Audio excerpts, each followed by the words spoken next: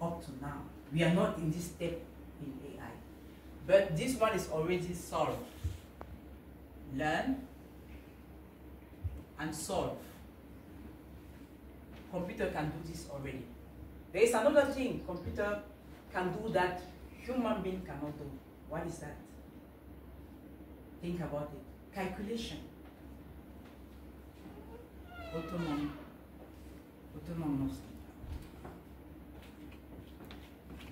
Okay, automatically. That's why I just underline here. Because we are limited. If I ask you like 1024 times 1024, can you give me the result? No. It will take you times or techniques. But computer is like this.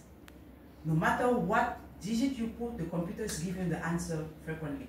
So we human beings, we don't have this one. Computer has this. So we want to teach computer to do this and do it automatically. That's why everything is fast. We cannot do. This is the limitation we don't have. But we still don't give this to computer. But I will show you that the way we are doing today to give this creativity to computer. So the second one is like you have to think, every time you think about AI, don't keep a big definition. I myself, I don't like AI is a computer science to make machine things. Like when the exam will come, they say, what is AI? Give your own definition of AI. That should be very easy for you. When you think like artificial intelligence is to give the machine the way to think like a human being. This is simple for you to create something. But if you want to like reading the one the books is saying, it's like sometimes like just like memorizing, not generalizing. Okay. We want to teach the computer to learn and solve problems similar like we do, like human being and animal. We solve problems, we learn, and we create. AI is an intelligent agent system because AI is not just a computer, it's also a device. It's an age. Okay? We receive information from the environment. Which environment? Where we are living. The human was presenting about images. It's the thing we took with our devices. Audio, videos, okay, camera. You can open directly your camera and you will see that with the next class, how you can detect the object with this is the environment. The computer will receive information from the environment and perform computation and decide to take an action to achieve a goal.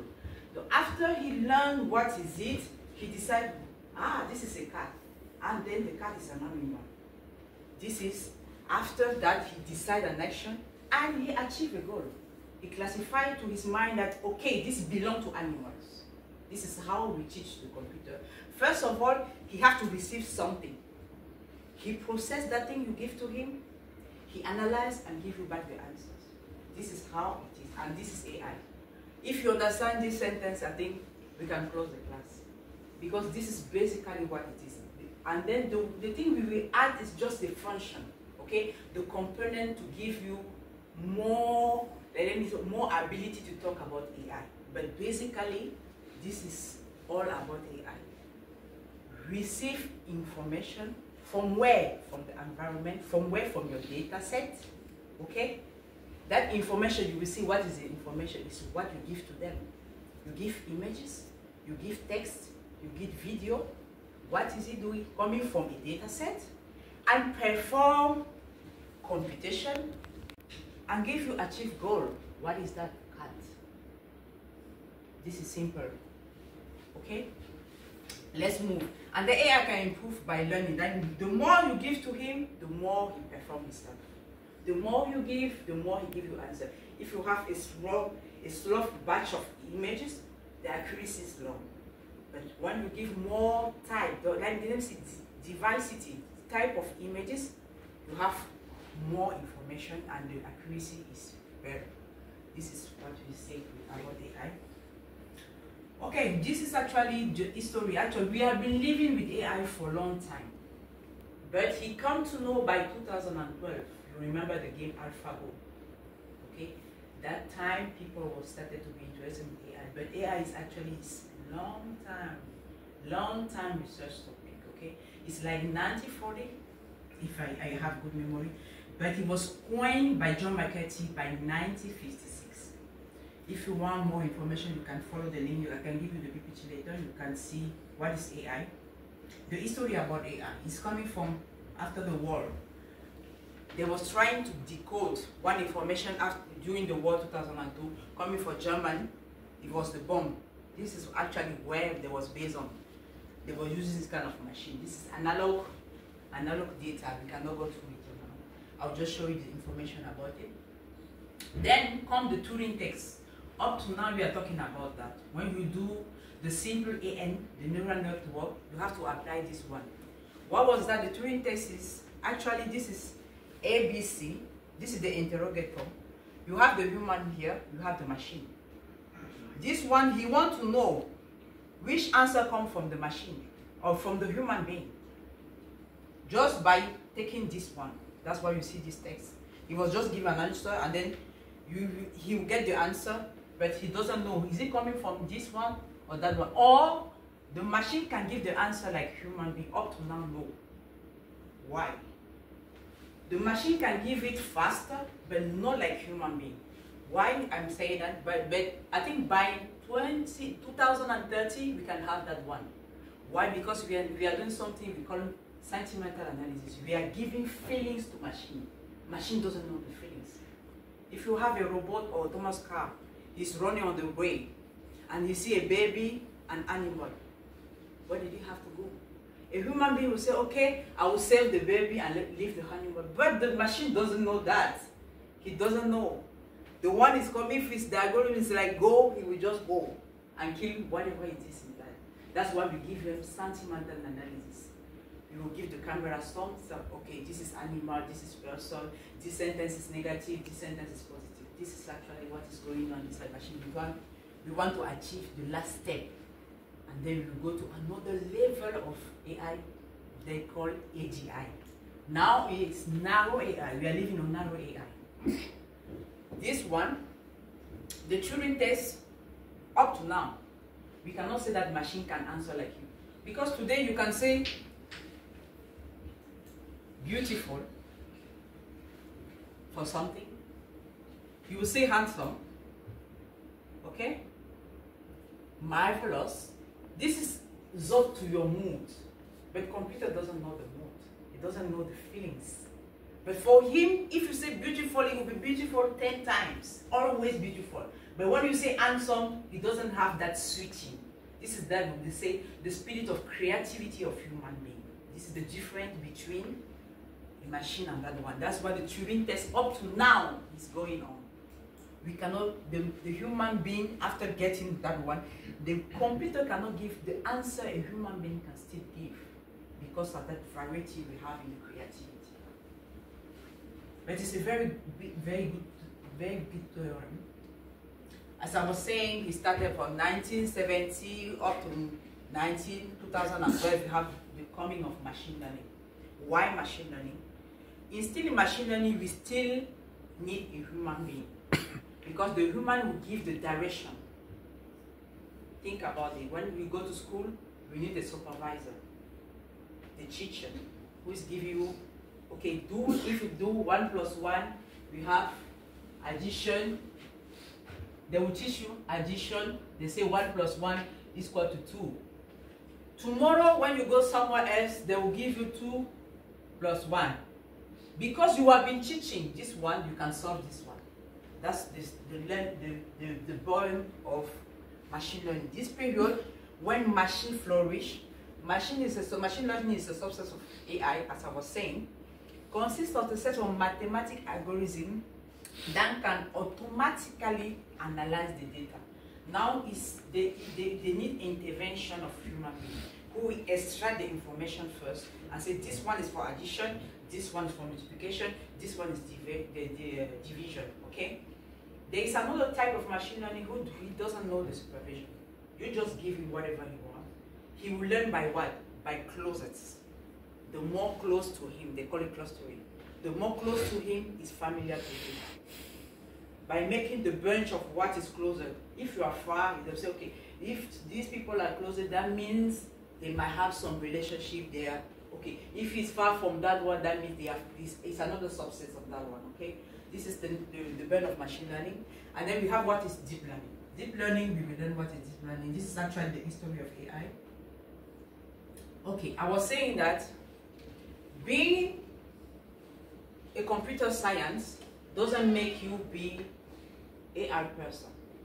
Why? We say you see properly that AI, machine learning, and deep learning are separate things. We don't have to say to people, I am studying AI, machine learning, deep learning. No, this is not a good way to talk as a science if you know what you are talking about. You will not say, I'm doing AI, machine learning. You are not saying anything because all of them belong to something. One is subset of one. You have to saturate yourself. Are you doing machine learning? Are you doing deep learning? Or are you doing AI? If you say AI, someone will say it's globalized. But you don't have to say, align them. AI, machine learning, deep learning. Okay? And then mathematics, someone who has mathematics knows statistics, he knows functions, he knows algebra. This is actually the component. Machine learning needs them to analyze more data. But it doesn't mean that without them it cannot work. That's why they are assigned as component. Someone who is data science, he can just lead himself in big data and data mining. A data scientist is not an AI person. A data scientist needs AI to emphasize his data because AI is a consumer of data. He consumes data. He uses his big data and data mining to consume the data for AI. That's why I'm saying, if you're not a computer science background, electrical or economic or whatever, you can still do AI because it doesn't belong to both of them. They are just components. You need it to be more performant. You need to understand some background of maths, let's say from mathematics, when it was in terms of maybe how deep learning, how neurons speak with layers. They will explain some function. But if you don't understand, it doesn't matter. It's not a problem. But if you understand the concept flowing through AI, this is enough. But if you have mathematics here, you can go deeper to understand why does it make the decision. That's why we have some explainable AI. You can go deeper and deeper. But it doesn't mean that if you are here, you need necessarily both of them. From here, you can situate yourself. If you like statistics, you are a mathematician. If you want to add your statistics plus Python, you call yourself a data analyst. If you had statistics, Python, and a model, you call yourself a machine learning. Now, add to that one the domain knowledge, you become a data scientist. So you can decide, okay, from here, for the newcomer first semester, you can decide, where am I going? Am I going for data scientist, machine learning, or data analysis? You can choose right now. That's why I said after this class, I hope you will not be like my batches. You didn't have chance to be guiding like this. You have to go through many circumstances so I can explain to you like that, okay? But from now, it's not next semester. It's now you decide, where am I going? After this class, the next class will go a bit higher. After this class, you can decide, okay, I'm okay with image data. Your friend just presented about images. You go and learn again what is image, how to manipulate image. But for that one, as he was explaining that one, you need a bit of mathematics because an image is a matrix. If you know a little bit of algebra, whatever you were doing in matrix, you do it in machine, in images actually. Because as he explained there, he forgot just one thing I want to say. In 2D, as he designed here, this is the 2D normal mathematics we have. X is here, Y is here. But by reading the image, we are not reading in this standard. He literally puts it this one is correct. But in machine, we read from here, the origin change. Okay? The origin is not here. In normal mathematics, it's X and Y. But your images, when you do deep learning, the origin is here. X, Y. We will talk there column and row. Okay? That is the small thing I wanted to add to his presentation. The origin change is from here. What he was calling pixel is here. Okay? You divided, the pixel is like this is pixel number 1, pixel number 2. But in normal mathematics is here, right? 0, 1, and then minus 1 and whatever. This is the only thing I can say. Let's move on. Okay, the type of machine learning, I will just list it. You have the narrow. It's actually weak. The narrow is still weak. The computation, because in this world now, we are living on a world of narrow AI. It's not learned because machine cannot create intelligence by himself. He still needs human being. That's when they say on media that AI will take all the job, this is fake. Never happen. It cannot. From now, maybe after 2035, it might happen. It might happen, but from now, no. So now we are in the age of solving specific problem. When it's already meaning is not there, like image classification, object detection, speak recognition, like Alexia, Cortana, whatever, that is AI. General AI is becoming a bit stronger. What happened? The machine can already have the knowledge to think like human. We have robots. They are trying, but if we cut the lights, the battery for some time is down. But us, even without eating for 3 days, we still have some energy. This is why we still have some age to machine learning. We have also super intelligence. Super intelligence AI. We refer to singularity. We can have that one. The human intelligence is here. Artificial intelligence here. Super intelligence is there. Let's go on. This is the state of AI. We have computer vision, natural language processing. We have on that computer vision, you will learn semantic, image classification, object detection, generation, and denoising. This is the type of things you will learn on AI. So the key moment of AI, what you have to go with. AI is coming from Alan Turing from 1950. It was coined. If you ask you the real date of AI, you don't say 1950. 1950, that is 1956 on that one, that they coined the term AI.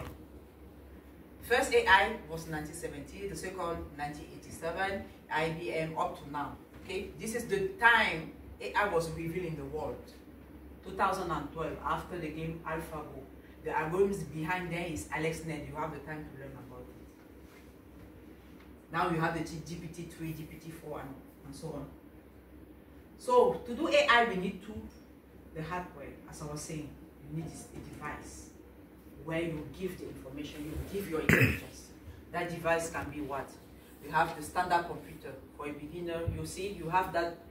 For the newcomers of semester, you see, Atali or Arifu sent one document. People was feeding the giga RAM of that one. It's not just for fun we are doing that. It's according to what you are intending to do in the future. That's why for a beginner, you think about normally if you have a CPU, it's okay from now. But for the time to come, you will need more. With CPU, 8 giga, 5 giga, it depends on you. On Linux, it depends on the operating system you are okay with that. Is it Mac, Linux, or the other one? You have the computer with GPUs for fast computing. We also have the computer with, this is actually the more you are going deeper, the more machine is consuming. So this is the kind of software you might need. The software to it depends on the language you learn.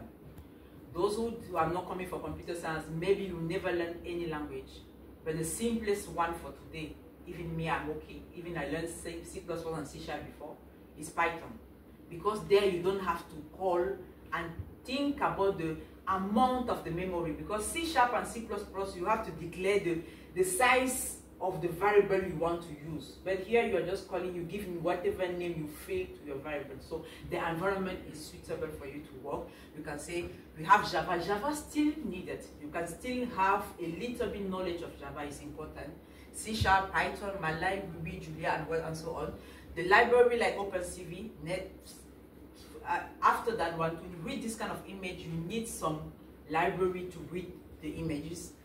For computer vision, you see the YOLO and so on. So this is actually the list of the things you might need. Also, here also, it's very important. when you are in the Python environment, we use the library like NumPy. NumPy is numerical Python. Pandas is to read the connection with your database. Matplotlib is to visualize your database. You need to visualize that way. NTK is for people who go for text data. How to convert the text data to what they call the token. You need to know which tool I need. You just don't say, okay, I'm doing this one. For machine learning, okay, I'm going for image data. Next point, when I have the image, how can I read the image? Okay, I need OpenCV. Okay, deep learning read the tensor. What is the tensor? It's a vector. How to convert that image to a vector? NumPy help you. Okay, now I have a bunch of image for a data set. I have to read all the image in that data frame. I need pandas. After reading the pandas, I need to visualize how the images are there. Matplotlib is there. This is the step to go before going to training, dividing in tests and blah blah blah blah blah the sum. But this is actually the basic things you need to know how the flowchart of machine learning. So we have the scikit-learn. You need it more. You have to learn the documentation about this one is very important because more then you can learn a lot of libraries how to manipulate the image. The guys who present about the image enhancement. They say you have to call just this library to help me to zoom in, Gaussian noise, blah blah blah. Scikit-learn help you. This is Keras, is actually the API of the IDE. Google Tensor, Facebook PyTorch, Cafe, Medu. From now, it's not that important. Just you to know when the others will present, this term will come back again, but at least you will already hear it for the first time.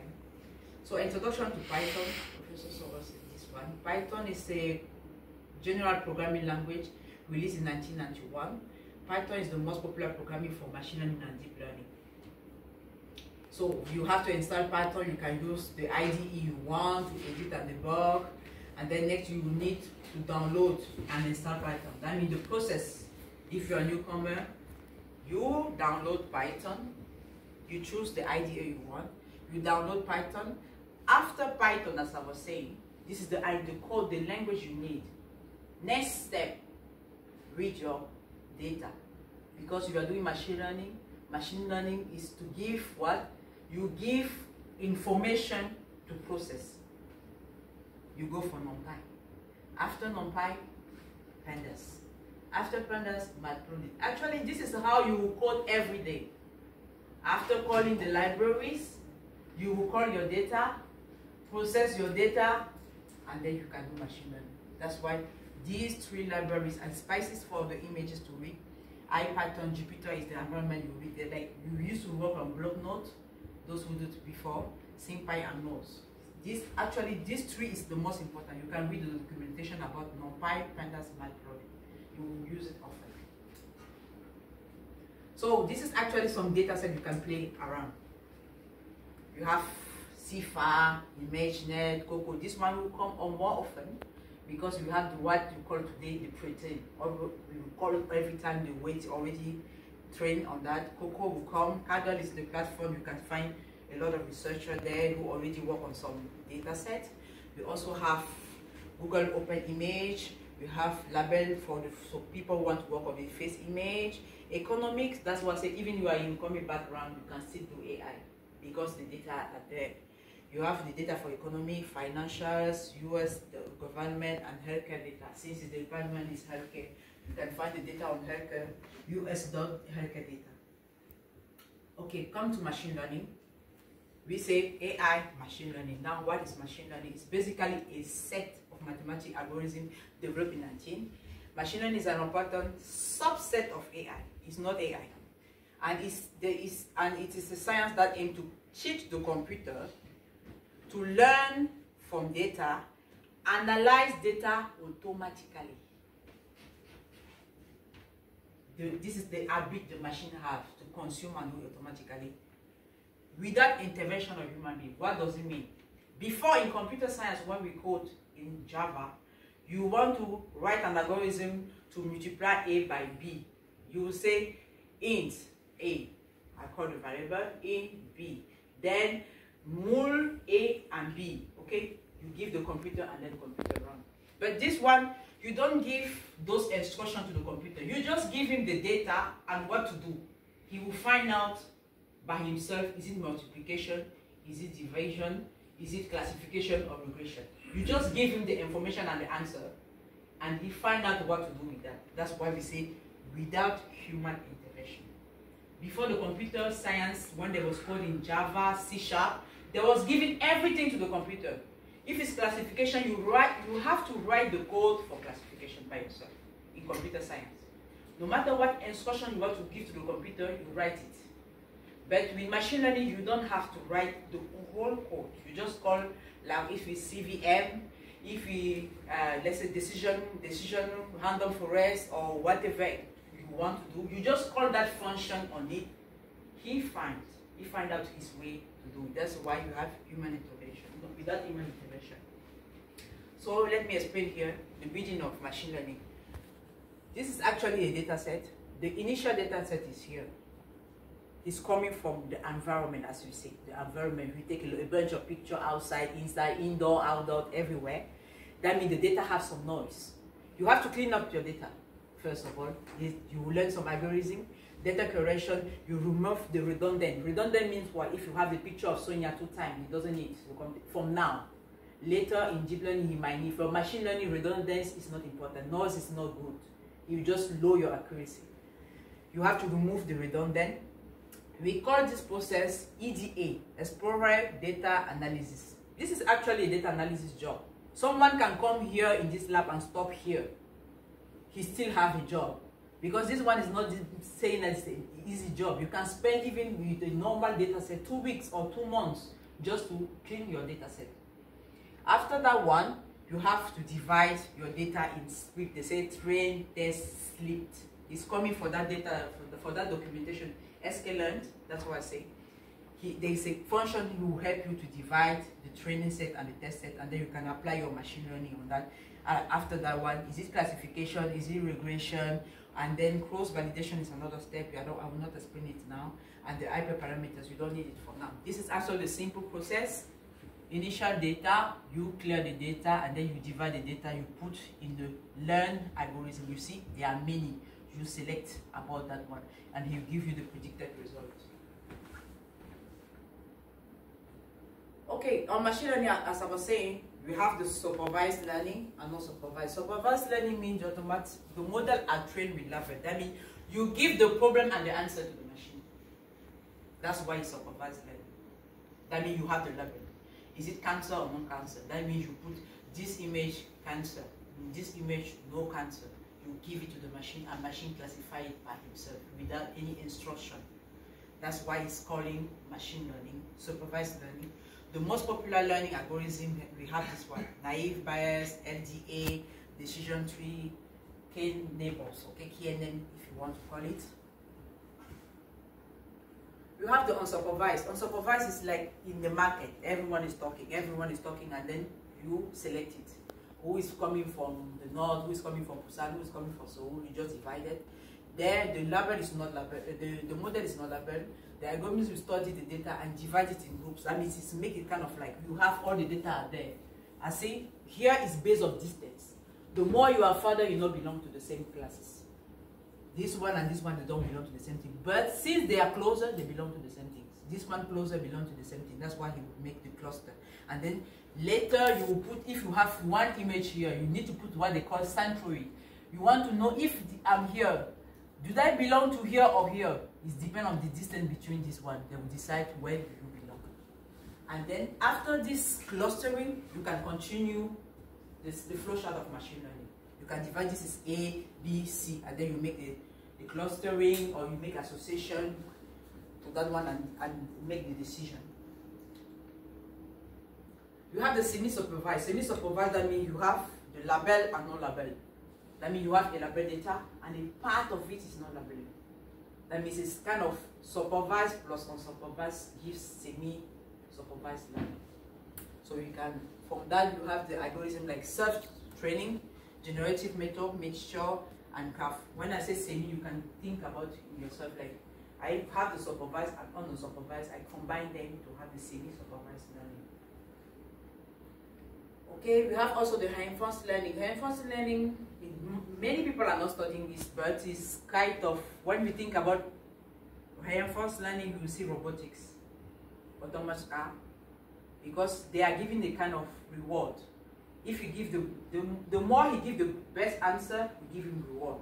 If you don't give you the best answer, you just give like a okay, let me say go to prison for 2 or 3 hours, 3 minutes. You know that the game.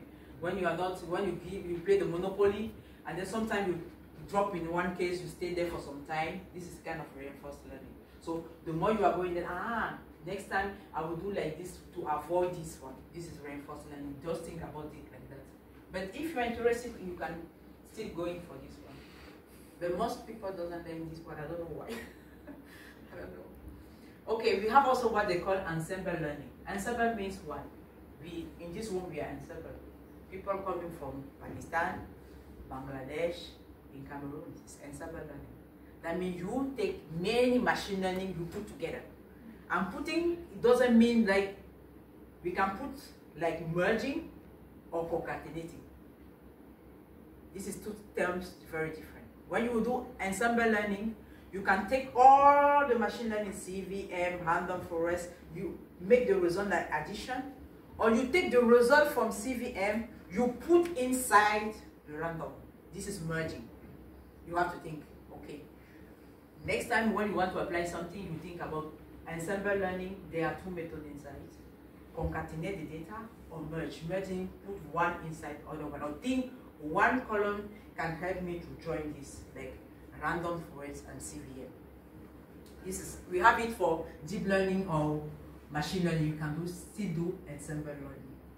So it's just the process to multiply learning, multi-model or multi-algorithm. It's not just the algorithm model and to obtain better performance. We say when we are many, we are stronger, right? Let's come to deep learning. Deep learning actually is, if you do biology, you know how the brain functions. They want to mimic how the brain functions. When the friend was talking about the image, he put one eyes. It's how the image is from the brain. First of all, we have the direction of the light. The light is just give you, actually what you are thinking is not coming from there. It's because the light is giving some projection to the object. The objects go inside your eyes and project it behind your brain. And then you know that this is a cup. Actually, it's something like a triangle.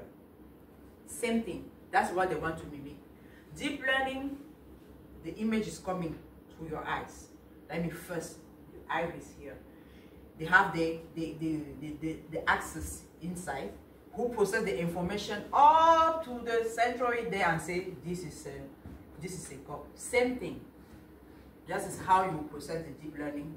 And then we have the conventional network. The conventional network is just one layer. That means we have the input layer, one hidden layer, and the output layer.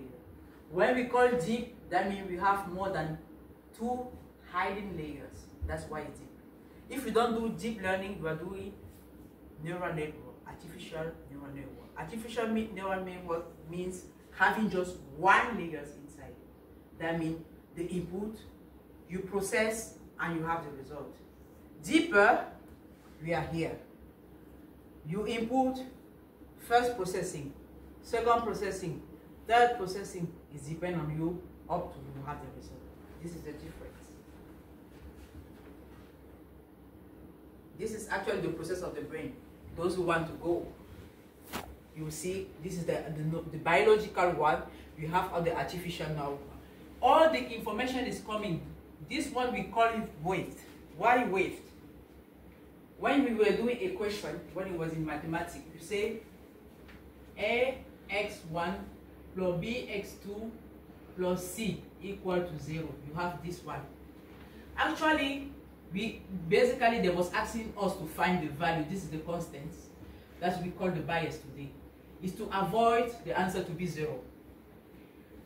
This one, they say look A, B, C for this equation. It's the same thing here. This wave. Since we don't know among the information you are giving what is more important, they give him some local, like randomly weight. For the beginning, when it's coming to your deep learning, he doesn't know if the image number 1 is more important than image number 2. He will give the weight randomly. After the process, you say, oh, I didn't do well. They will say what they call the back propagation. That means, okay, he's coming back to correct the weight. You say, ah, no, X1 is better than X2. Okay? Just keep in mind this weight. Later, when you do computer vision with the other senior, he will teach you how deep learning is saving this wave. This is actually the most important in deep learning. This one. How important the data you are coming in is. Because we don't know. You came with a bunch of images you want to classify, but we don't know among the image which the type of information you have, which one is more important for you. So he will give like 0 to this one, 0.1, 0.0.1, 0.2.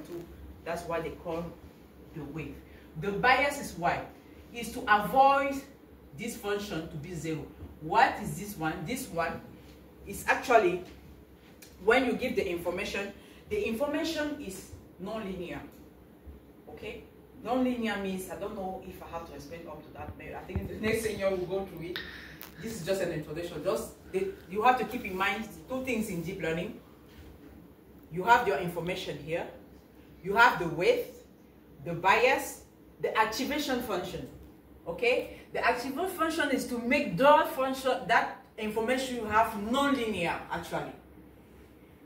I think the other senior will explain to you. If you don't explain, you know where you can find me in the lab. I will explain to you next time, okay? I'll just process. Okay. We have what we call in deep learning convolutional neural network. Convolutional neural network, first of all, is for people who are going to work with images. If you are not working in images, you don't really need to burden about that one. One thing is in this lab is like after this class, after maybe some, let's say 2 or 3 weeks, if you did not find the data you want to work on and which field you want to go, you return it home. And third semester will come, you start to panic. But from now, you know that okay, if I want to do machine learning, I will process like this because I show you the way. If I want to work with image data, that means I want to go for deep learning, especially I want to learn convolutional learning. Learn what you want to work on. Don't work on convolutional network and then tomorrow you go to NLP. You will lose your time. Because NLP also is a vast domain. But if today you decide that, okay, I'm doing NLP, that means you don't have to learn this part. The next slide is for you. What they call recurrent network. That is for you. ChatGPT is for you. Generative is for you. Then you can go with your study forward. But if today you write a paper in convolutional network to classify this one, tomorrow you are there in NLP, you just have 4 semesters. I did that mistake. That's why I don't want to. I was very happy when professor gave me like this class because I always give advice to newcomers. Don't do the mistake we did. Learn everything at the same time. No. That's why I say stop to say I'm learning AI, machine learning, deep learning.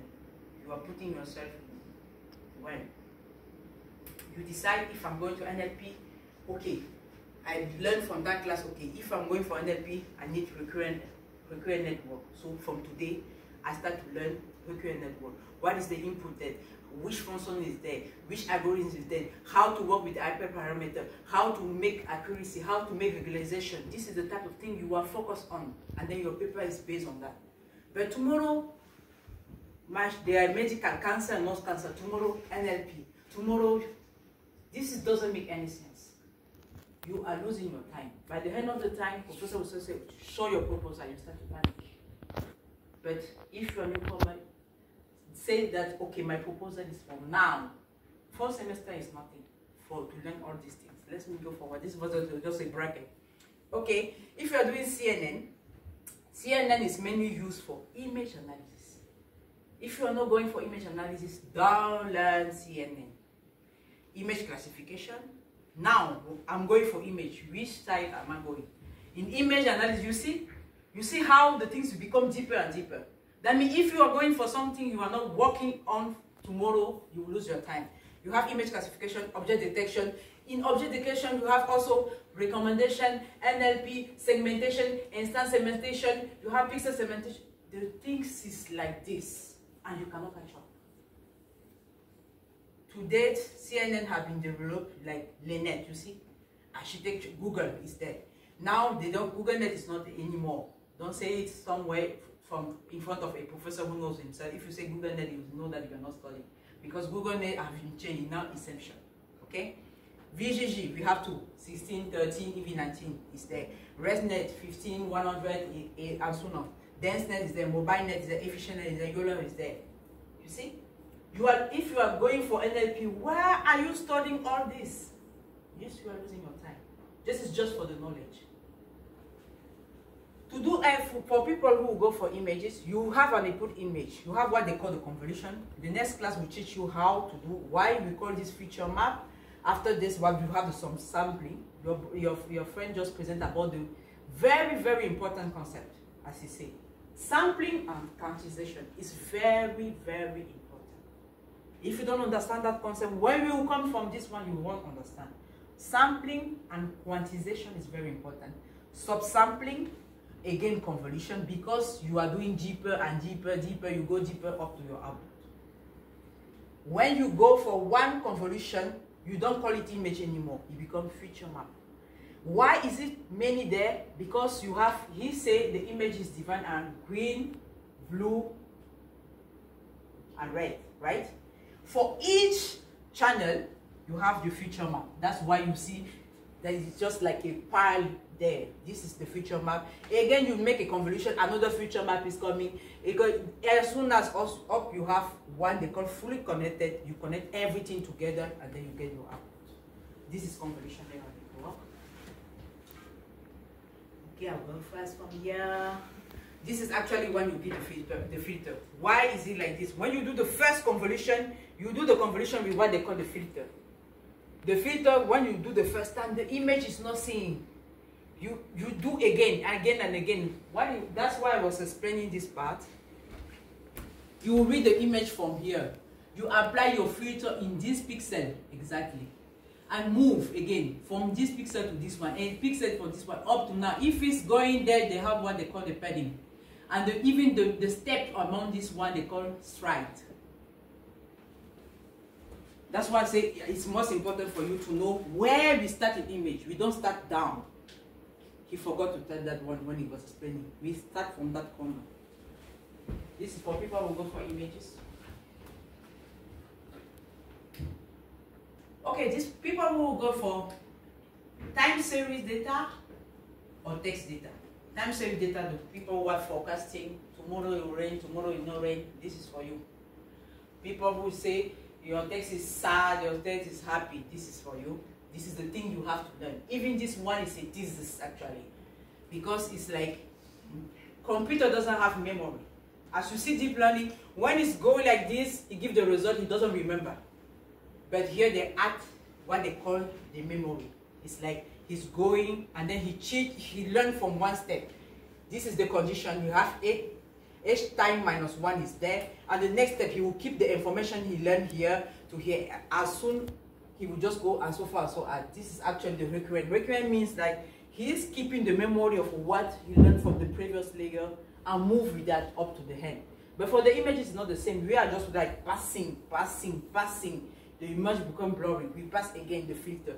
This is different. And there, in that one, you have what they call RN, LSTM, GRU. You can do ensemble. You can decide that, okay, I want to write a paper on LSTM plus RNN.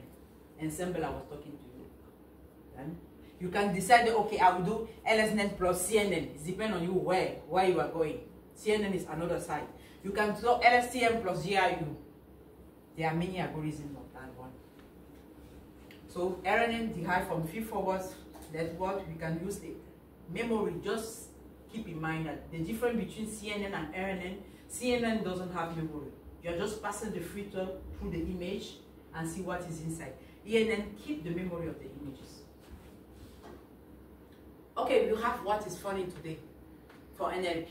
Everyone is writing the paper, transformer, vision, transformer. Everyone is transformer though. So this is actually the new things. The new thing is like more attention. Why they have, if they have that, what they call attention. Attention is everything you need. This is real, right? As a girl, you need just attention. You see, it's just copying what we are doing every day and make it on digital. If your attention is this one, you put more energy there. Same thing in the image or text. That means in that sentence, you are beautiful. What makes the text positive? You find more intention is going to beautiful. That's why the text is happy. Okay, the head of the cat in that CNN, the attention is going more to this close. What make it be the difference between cat and dog? Maybe maybe the attention is focused on the head or the tail, or maybe how the cat was positioned. This is actually the concept though. Transformer means attention. So next class you will learn, and then this is the following algorithm. You have the BERT, Albert, you have the GPT. The following GPT we are using today is coming from the transformer. Just go. Because my class is just the overview. Deep learning use RNN. For RNN people, this is actually the use case. If you find, okay, senior, I don't know what am I going to study. Can you suggest something to me? Even the senior doesn't know what to study. You will create network. You can go for chatbots. You can create, I mean, the pretend of the chatbot maybe to help consumer for the restaurant, voice assistance, music generation. That means you have a bunch of music you want to generate. Okay, you mix the hip hop and the K-pop to have something. This music generation, forecasting, you see, is the RNN, because all of them they need memory.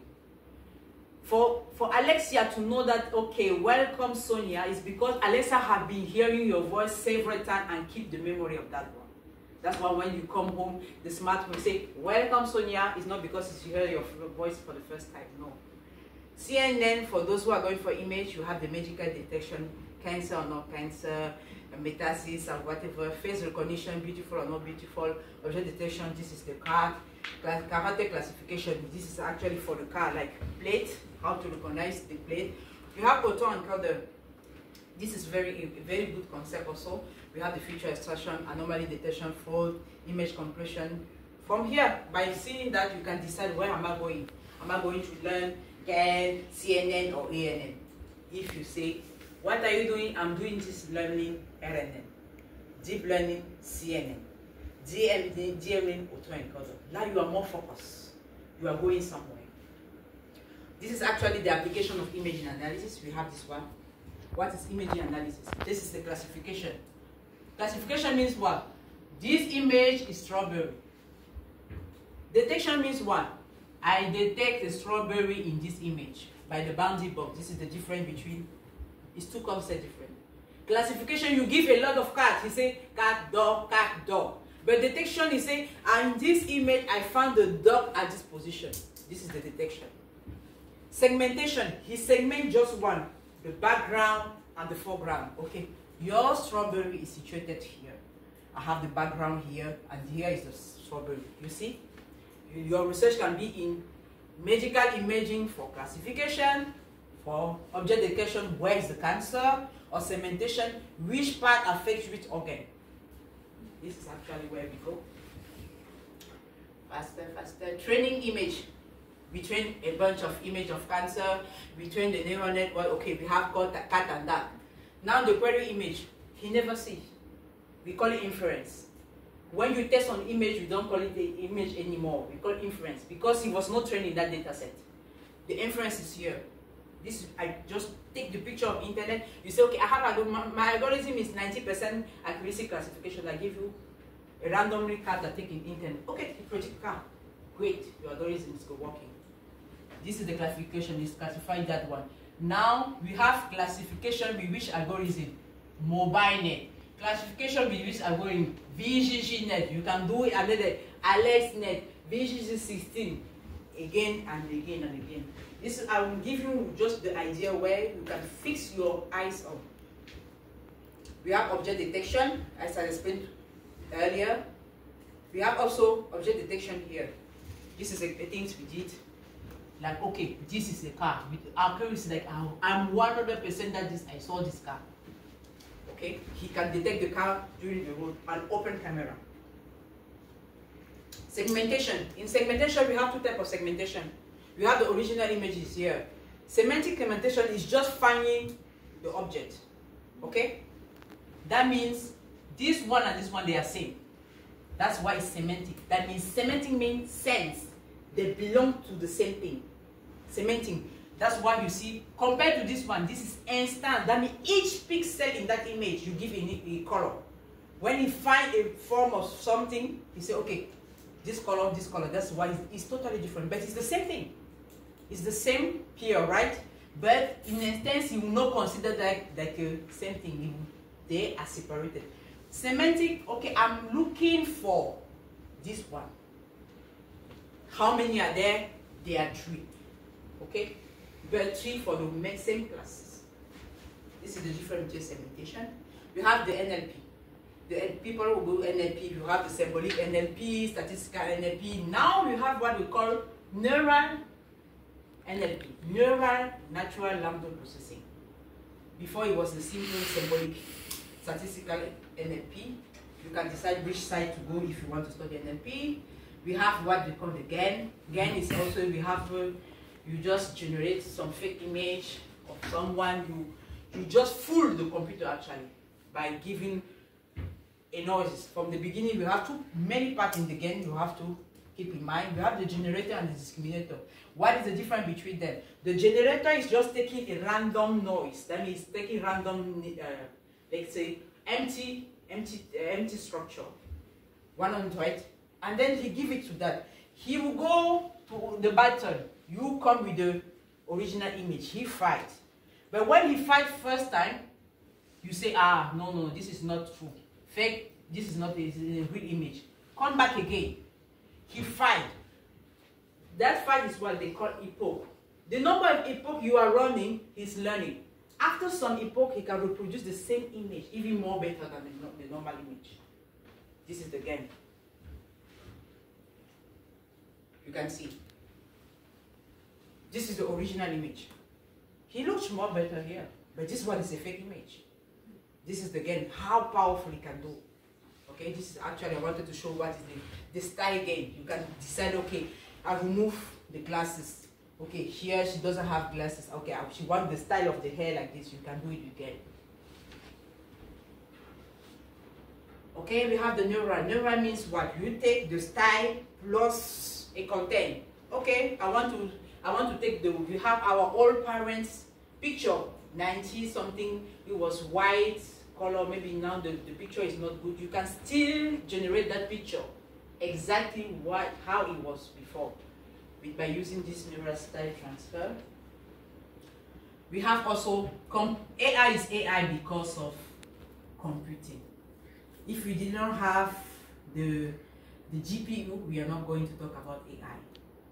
It's because of the high computing that we can talk about AI. And then the AI you can go for cloud computing for people who like challenge and more interesting thing. We have the AI cloud computing, the AI edge. Also, you can learn also those kind, even the cloud. Same with cloud computing. With the edge computing, they call it edge AI. The cloud computing, they call it cloud AI.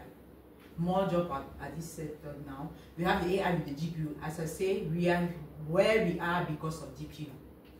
Without GPU to process those bunch of data, we cannot talk about AI. Because I say, deep learning is eating a lot of images. We have also the TPU. This is advanced level.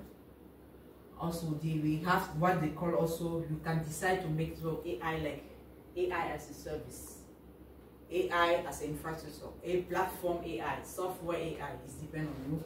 Based on no OSQL or SQL image, I hope you know what is the meaning of all those terms. You have the web-based AI. Today, you will learn from some other students like API and Django. The thing is not just to say, okay, my accuracy is 900%. You have to show it for consumer to like it. Then you can go for web AI. That means after you develop your model, you have to save your weight and put it in a website so people can just, then It's better than the normal website. The normal website used to work with the data set, but then you don't necessarily need a data set. You just have that light version of your weight working on this website. Okay, thank you. If you have any question, I'm open to answer. Thank you.